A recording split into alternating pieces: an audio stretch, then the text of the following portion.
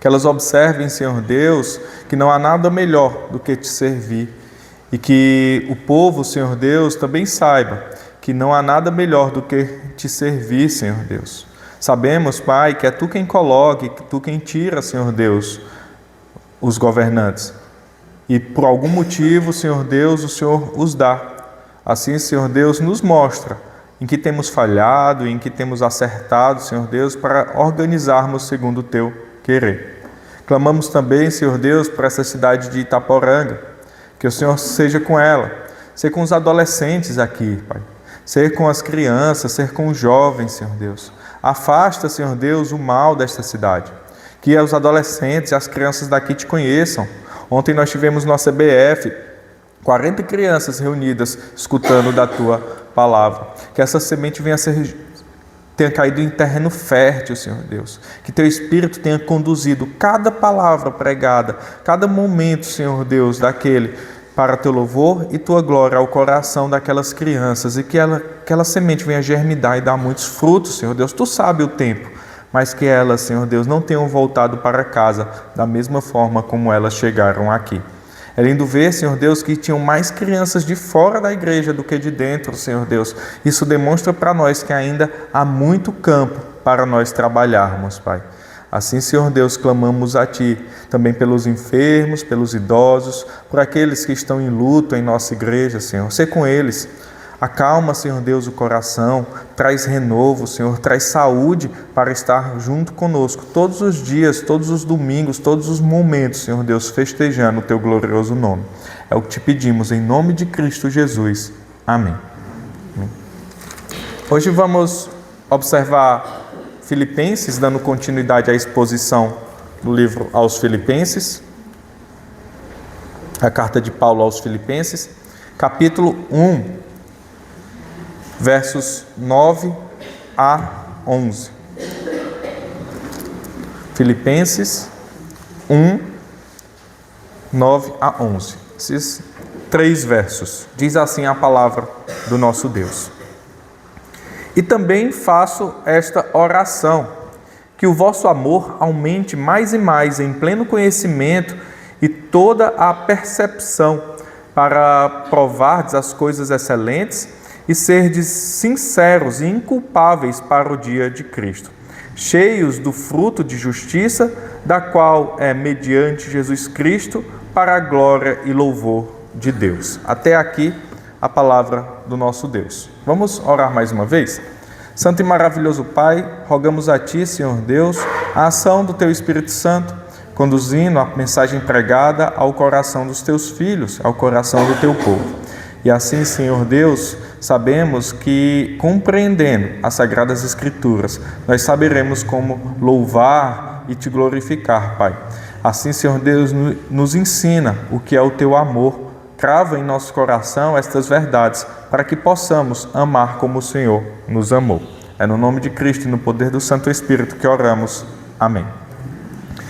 Paulo, ele envia a carta aos Filipenses, como já falei algumas vezes, de uma forma diferente de outras cartas. Ele trata os Filipenses de uma forma mais amorosa, e isto nós estamos falando nesse terceiro domingo de exposição aos Filipenses. E é algo interessante que esse assunto de amor e alegria, ele sempre vai voltar na carta, ali no meio de outros assuntos importantes. Mas Paulo, ele sempre vai trazer a questão da alegria, a questão do amor que ele tem para com aquela igreja. E é interessante que, dado esse momento, Paulo, em sua oração, no capítulo 1, ele faz uma introdução da carta, depois ele ora agradecendo ao Senhor, depois ele faz uma oração e intercede por aquela igreja, ele intercede pelos Filipenses. Então, essa é outra demonstração de amor de Paulo e Timóteo para com aquela igreja.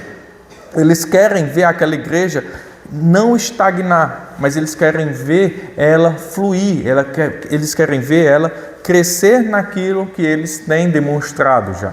Veja que Paulo falou da alegria que tem para com eles, do amor, e que esse amor é recíproco. Ele também sente a alegria dos filipenses para com Paulo, ele sente o amor dos filipenses para com Paulo, e Paulo retribui esse amor, retribui essa alegria, Paulo intercede pelaquela igreja, porém Paulo agora, ele vai pedir algo magnífico e demonstrar a finalidade disso que ele está pedindo pelaquela igreja. Se nós observarmos esses 3 versos, ele vai demonstrar que ele intercede pelo amor daquela igreja com 3 finalidades. A primeira finalidade que ele vai nos mostrar é para aquela igreja provar as coisas excelentes. A segunda finalidade, para preparar para o dia de Cristo. É uma preparação para o dia de Cristo.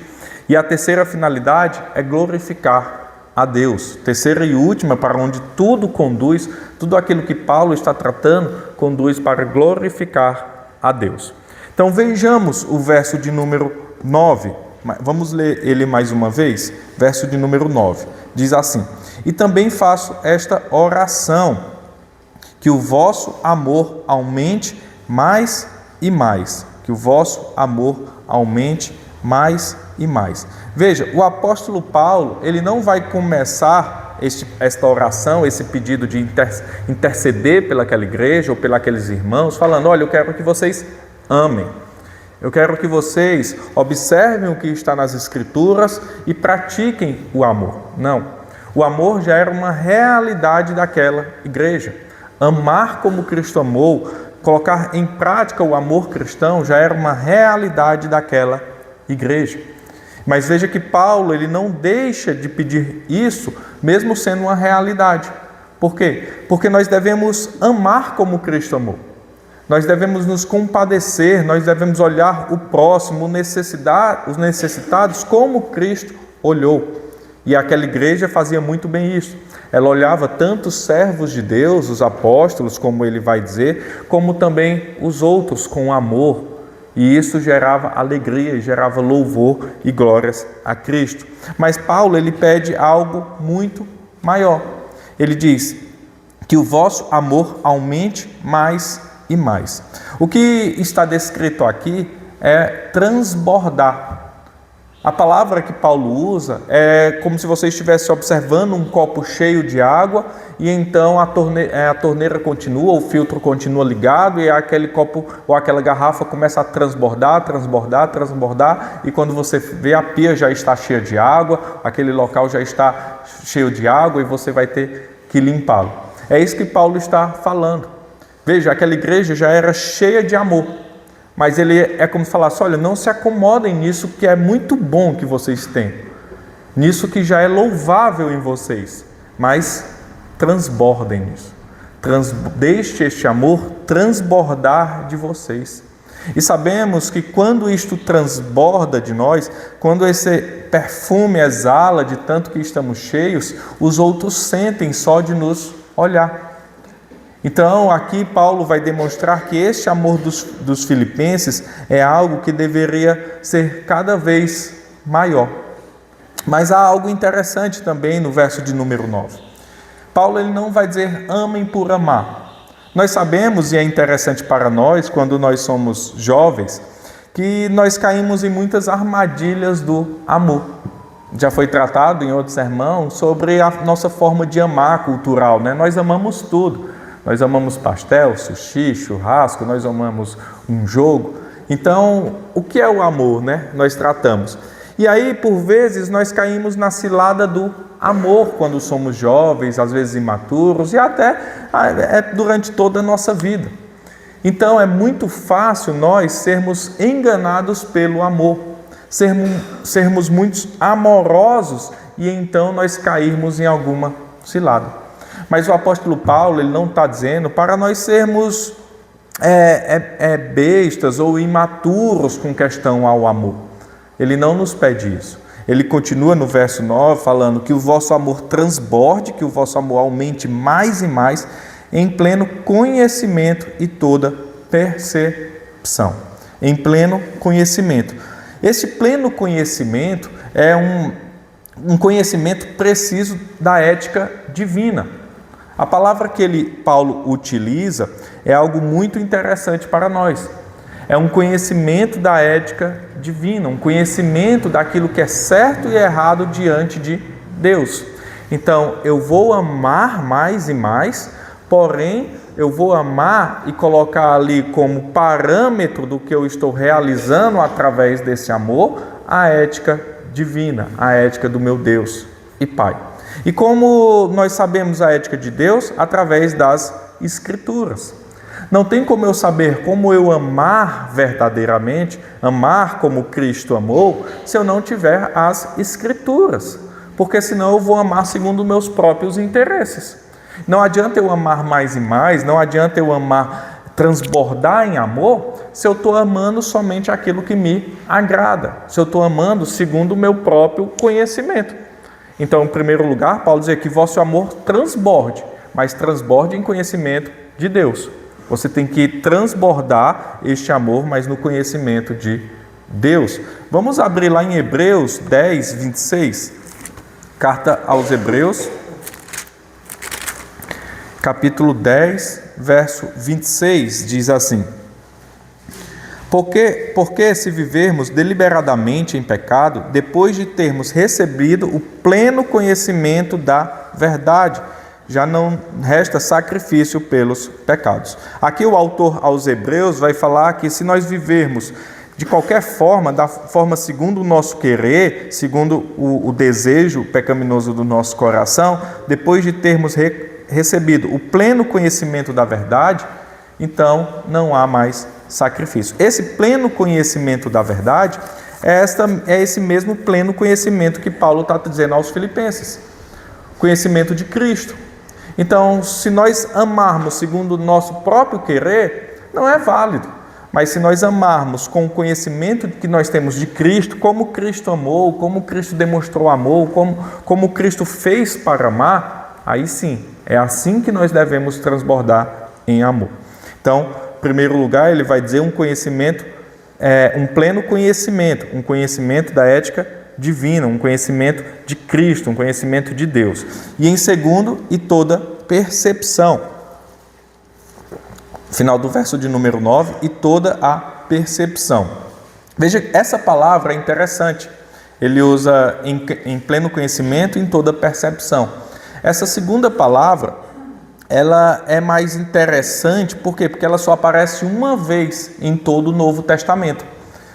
Paulo não a utiliza em outro local, e nenhum outro autor do Novo Testamento utiliza esta palavra. Então, ele utiliza apenas uma vez em toda a Escritura. E pode ser entendido como uma percepção pelo intelecto. Não pelo tato, mas pelo intelecto.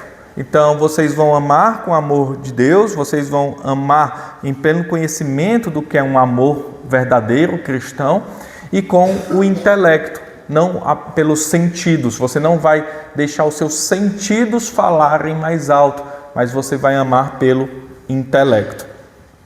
Veja que essa percepção pelo intelecto, ela demonstra um discernimento moral dos assuntos éticos. Então, eu vou ver e pensar no que é que eu devo realizar através desse amor, o que é moralmente correto, o que é eticamente certo, e não deixar o amor falar mais alto, não deixar o amor me levar por caminhos errados. Por vezes nós somos enganados pelo amor. Às vezes a gente quer se entregar de todo o coração àquilo que não agrada ao Senhor, ou àquilo que vai fazer mal. Mas muitos têm defendido hoje na cultura mundial de que você deve seguir seu coração, siga o amor, deixe o amor falar mais alto, mesmo que aquilo vá contra os princípios bíblicos, mesmo que aquilo vá contra a sua família, mesmo que aquilo vá desonrar seu pai e sua mãe, mesmo que aquilo vá desonrar seu cônjuge, seus filhos, mas eu estou ali escutando a voz do meu coração. Então veja, Paulo ele diz, cresçam em amor, deixem transbordar esse amor, porém com base nas Escrituras e também pensando, não deixem seus sentidos falarem mais alto, mas tenham um intelecto para saber discernir a moral do que é certo e o que é errado. O amor que Paulo fala é, portanto, um amor inteligente e intencional, que nos leva ao deleite de Deus. Então Paulo diz: amem, mas amem de forma inteligente e intencional, para então se deleitarem em Deus. Porque é muito fácil nós amarmos as coisas que Deus não ama e então nós nos afastarmos dele. E quando nós amamos aquilo que Deus ama, aquilo que Deus nos instrui a amar, nós nos aproximamos do nosso Senhor e nos deleitamos nele. E aí é interessante para nós que, dando esta explicação, Paulo, ele dando essa introdução na sua oração, ele vai nos dar 3 finalidades para este amor consciente, esse amor inteligente, esse amor intencional. O que é que eu ganho tendo este amor cristão inteligente? O que é que eu ganho tendo esse amor cristão intencional? Que eu pense para realizar. E ele vai nos trazer agora no verso 10 uma verdade: para provardes as coisas excelentes. Verso de número 10, primeira finalidade: para provardes as coisas excelentes. Escolhemos aquilo que é mais excelente. Então veja, através deste amor, através de um amor inteligente e intencional, eu vou saber discernir o que é melhor e o que é pior. Eu vou poder separar da minha vida aquilo que não glorifica a Deus, aquilo que não agrada ao Senhor, daquilo que agrada ao Senhor. Eu vou poder discernir o que é melhor. Eu vou poder escolher o que é excelente para a vida. Então é isso que Paulo está falando. Transbordem deste amor, mas de um amor inteligente. E assim vocês vão poder escolher no rumo da vida de vocês o que é melhor para vocês, o que é mais excelente. A oração de Paulo é para que, através desse amor racional, os filipenses pudessem preferir o bem em vez do mal, o essencial ao invés do trivial. Então, através de um amor racional, através de refletir na palavra, através de observar Cristo, o amor de Cristo, através de ter esse amor transbordante, mas um amor inteligente, eu posso saber escolher corretamente o que é eterno do que é passageiro. Mais à frente, Filipenses 4, versos 8 e 9, Paulo também dá luz a essa questão. Ele diz assim: finalmente, irmãos, tudo que é verdadeiro, tudo que é respeitável, tudo que é justo, tudo que é puro, tudo que é amável, tudo que é de boa fama, se alguma virtude há e se algum louvor existe, seja isto que ocupe o vosso pensamento, o que também aprendestes e recebestes e ouvistes e vistes em mim, isso praticai, e o Deus da paz será convosco. É o que deve conduzir nossa vida. Nós saber escolher o quê? Tudo que é amável, tudo que é de boa fama, tudo que tem virtude. Então veja, é um amor inteligente. O que é que eu vou amar neste mundo? Onde eu vou derramar meu coração? No que é que eu vou colocar minha intencionalidade nesta vida? Naquilo que é excelente. Por quê? Porque Deus, através da obra do Espírito Santo, nos deu a possibilidade de observarmos, tirou as escamas dos nossos olhos, e então nós podemos observar aquilo que agrada a Deus e aquilo que não agrada. Nós vamos transbordar em amor, mas um amor verdadeiro. E aí ele continuando, seguindo para a segunda finalidade deste amor, ele continua no verso 10. E serdes sinceros e inculpáveis para o dia de Cristo. Primeira coisa desta outra finalidade que ele traz é para sermos puros e termos uma consciência pura diante de Deus. Veja o verso 10, ele diz: para aprovardes as coisas excelentes e serdes sinceros. Esse sincero é ser puro, é pureza, é você ser puro diante de Deus, você ser puro diante daquilo que está fazendo, você ter uma consciência limpa, você buscar a pureza diante do seu Senhor, você não tentar se esconder de Deus, você não ficar com aquele peso na consciência, você não ficar com o coração pesado, mas um amor inteligente e um amor com base nas Escrituras vai fazer você ficar limpo, puro diante do Senhor. Talvez alguém aqui já tenha cometido algum erro e ter aquela sensação de vergonha, mesmo que ninguém saiba de nada, ou mesmo que ninguém viu o que você fez, mas vocês têm aquele sentimento de vergonha de alguém descobrir, aquele sentimento de peso, como se alguém fosse saber de algo que você fez. É este sentimento que Paulo diz que nos limpa quando nós amamos com inteligência e sabemos o que devemos escolher com base nas Escrituras. A segunda coisa que ele traz é inculpáveis. Inculpáveis aqui é não causar tropeço. É interessante esta palavra. Você é puro e não causa tropeço, tanto em você como nos outros. Então veja, este é um amor que Paulo está intercedendo pelos filipenses por um amor inteligente, um amor puro e um amor que não vai causar tropeço. Falei no começo que por vezes quando a gente é jovem, a gente cai em amores enganosos, né? A gente é muito enganado pelo nosso coração. E acabamos ou tropeçando em algo ou fazendo outros tropeçarem. E aquilo por vezes é um fardo que nós levamos para o resto da vida, se não fosse o Senhor que pede para nós derramarmos o nosso fardo nele, ou ele demonstra o fardo dele como um fardo leve, se nós caminharmos com ele. Então ele diz, não cause tropeço. Este é um amor que não causa tropeço. Sabemos que um amor ou ações que nós tenhamos, sem um correto discernimento ou sem inteligência, centrada nas Escrituras, pode levar à queda. Então, se nós agirmos de forma espontânea, se nós agirmos de forma impensada, se nós agirmos sem inteligência, sem intencionalidade, por vezes nós vamos cair repetidamente. E é interessante que o inimigo ele tenta nos fazer cair. E ele nos tenta constantemente nesses amores, no amor passageiro, no amor burro, no amor inconsciente, no amor jovem, no amor que não é maduro. E nós constantemente amamos essas coisas de forma imatura.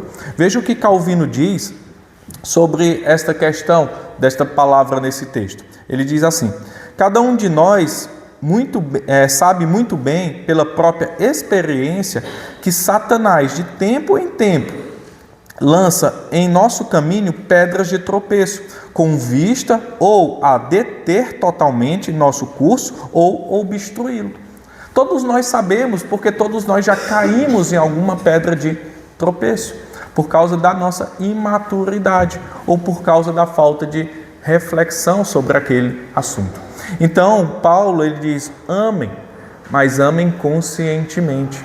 Saibam discernir o que é excelente. Saibam buscar as coisas excelentes. E assim, meus irmãos, vocês vão ter uma consciência pura. E assim vocês vão se privar das pedras de tropeço ou de serem pedras de tropeço. E para quê? Para o dia de Cristo. É a segunda finalidade deste amor. Veja que Paulo ele coloca uma finalidade disso tudo. A gente ser puro e também não sermos ou não cairmos em pedras de tropeço para o dia de Cristo. Toda a nossa vida deve ser uma preparação para esse dia, para esse grande dia, o qual nosso verdadeiro caráter será revelado.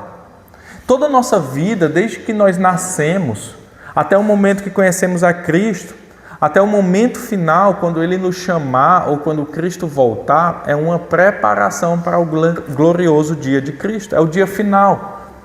Esse dia de Cristo é o dia que Jesus retorna para buscar sua igreja. É o último dia. Então veja, abra lá em 1 Coríntios 3. 1 Coríntios 3.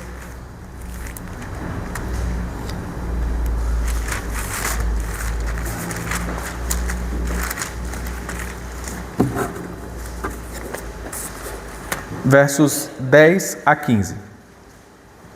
Diz assim: segundo a graça que me foi dada, lancei o fundamento como prudente construtor, e outro edifica sobre ele. Porém, cada um veja como edifica, porque ninguém pode lançar outro fundamento além do que foi posto, o qual é Jesus Cristo.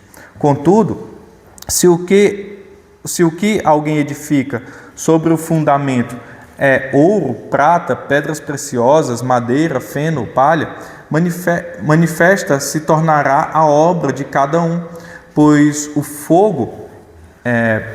o dia a demonstrar, o dia aqui, o dia de Cristo, a demonstrará, porque está sendo revelado pelo fogo, e qual seja a obra de cada um, o próprio fogo o provará. Se permanecer a obra de alguém que sobre o fundamento edificou, esse receberá galardão. Se a obra de alguém se queimar, sofrerá ele dano, mas esse mesmo será salvo, todavia, como que através do fogo. Então veja, a vida, tudo aquilo que construímos, se construímos e edificamos em cima de Cristo, permanecerá. Se não construirmos na base que é Cristo, aquilo passará. E toda a nossa vida será revelada naquele glorioso dia, no dia de Cristo. E seremos também julgados naquele dia segundo as nossas obras, como diz lá em Apocalipse 20, 12. Todos compareceremos diante do Senhor para sermos julgados segundo as nossas obras.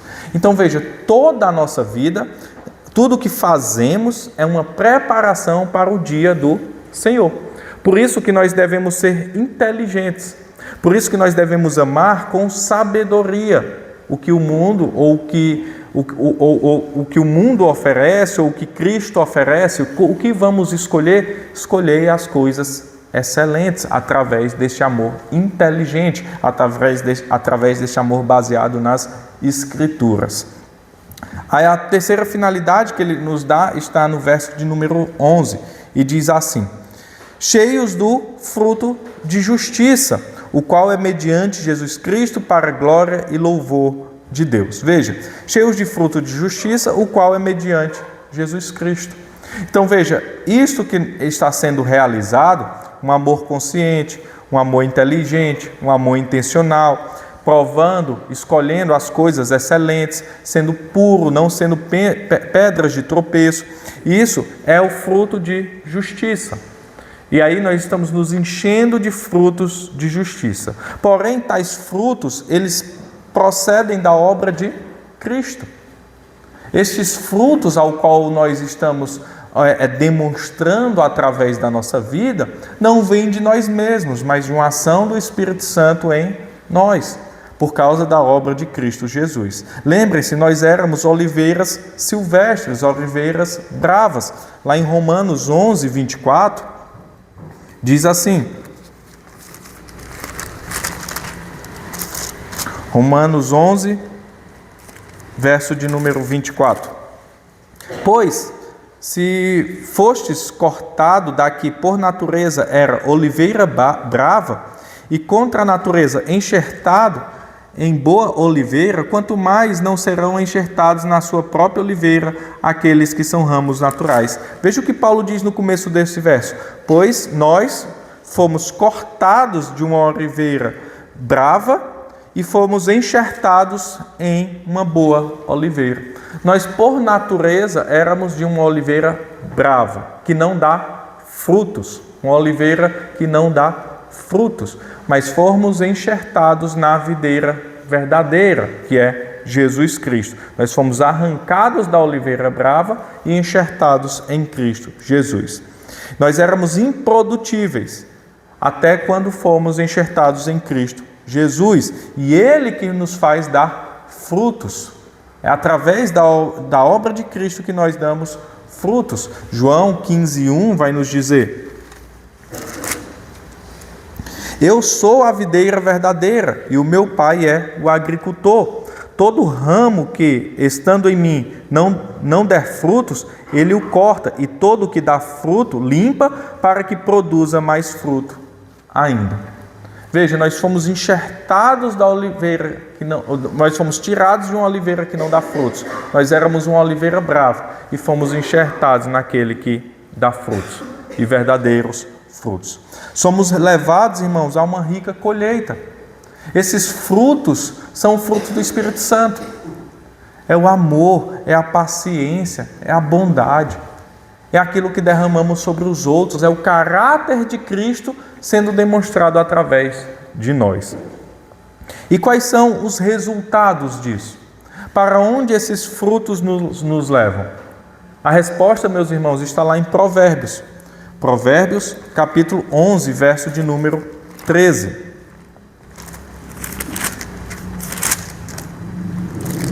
Provérbios 11, 30, desculpa. Provérbios, capítulo 11, verso de número 30. O fruto do justo é a árvore de vida, e o que ganha almas é sábio. Veja que esses nossos frutos levam à vida e nos levam a ganhar almas. Através de um amor consciente, verdadeiro e inteligente, nós aproximamos outras pessoas de Cristo Jesus. É um chamariz, uma árvore frutífera, ela é cheia de pessoas ao seu redor. Uma árvore frutífera é algo que traz vida, traz alegria. E as pessoas querem estar lá. Uma árvore brava, que não dá fruto, que não tem beleza, ninguém quer estar perto. Mas quando nós amamos intencionalmente, sabemos de fato que é um amor cristão, como Cristo amou, colocamos isso intencional, escolhemos aquilo que é excelente nesta vida, e o que é excelente é colocar o Evangelho em prática, nós atraímos pessoas para nós. Com qual finalidade? Para a glória e louvor de Deus. Para a glória e louvor de Deus. Os frutos que descem do céu devem retornar seu aroma para o céu. Então, se eu recebo frutos do próprio Cristo, do Espírito Santo em mim, se Ele deu a possibilidade de demonstrar os frutos de justiça, demonstrar o aroma de Cristo, é isso que nós devemos fazer.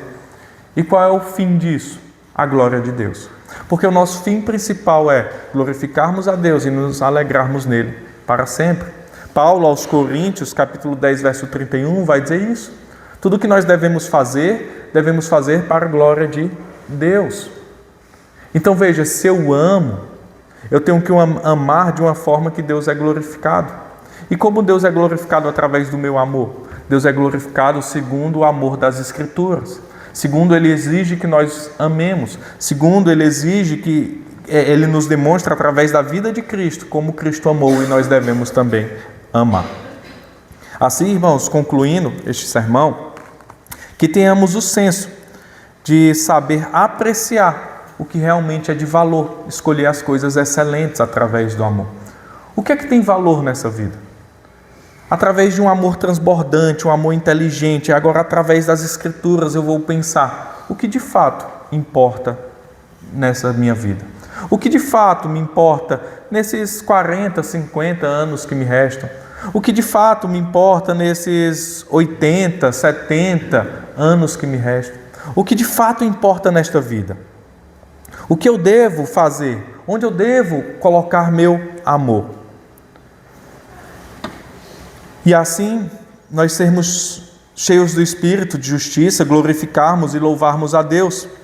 Neste texto, irmãos, o apóstolo Paulo ora para que o amor dos crentes amadureça com inteligência e em conhecimento e discernimento, capacitando-os a viver de maneira íntegra, pura diante de Deus e frutífera até o dia de Cristo Jesus. E assim, nós temos uma vida que glorifica a Deus. Então, que nós tenhamos, irmãos, um amor maduro, que sabe discernir o que é certo e o que é errado, o que é prioridade e o que não é em nossa vida. Que nós tenhamos conhecimento deste amor através da palavra e que o Espírito Santo nos capacite a darmos mais e mais frutos até o dia do Senhor para a glória de Deus. Que o Espírito do Senhor conduza esta mensagem ao coração da igreja. Vamos ficar de pé, irmãos, e em resposta ao sermão, entoarmos um hino, Amor Perene, aqueles que acompanharão pelo hinário, é o de número 88, mas passará na projeção.